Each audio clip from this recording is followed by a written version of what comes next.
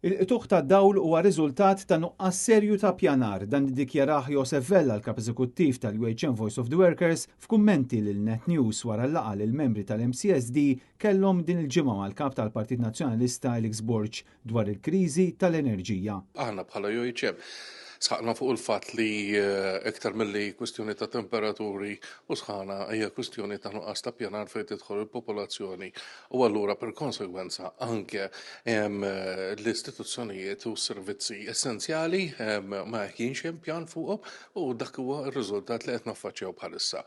Ovvjament, inħarsu l-qoddim, l-iktar ħaġa li tinkwetana huwa li meta nsaqsu d-domanda fejn ħammorru fil-futur, għalkemm nitkellmu fuq viżjoni 2050, imma jidher li m'għandniex l-ebda tweġiba fir-rigward ta' kemm tkun din carrying capacity tal-pajjiż biex inkunu nistgħu nippjanaw accordingly. Jekk ma jkollniex u ħanibqgħu nżidu l-popolazzjoni, allura dawn il-problemi ħanibqgħu running on the same spot. Alex Borg minnaħat jew insista li jeħtieġ li jiġi analizzat xi twettaq sissa x'hemm bżonn isir aktar u b'mod mill-aktar imperattiv u li jitfassal pjan ċar b'soluzzjonijiet tal-kriżi tal-qtuħ tad-dawl li ċertament qed taffettwa ħażin lill-familji, lill-ħaddiema, lin-negozji u lit-turiżmu f'pajjiżna. Waqt din il-laqgħa qal li huwa meħtieġ aktar investiment u aktar strateġija biex tiġi indirizzata l-infrastruttura li mhix qed tlaħħaq mal-ħtiġijiet tal-pajjiż. Din il-laqgħa saret fl-uffiċċju tal-Oppożizzjoni fil-Parlament u matula ir-rappreżentanti ta' trade unions u l-korpi kostitwiti resqu tħassib tagħhom dwar is-sitwazzjoni filwaqt li ppreżentaw ukoll proposti dwar x'għandu jsir.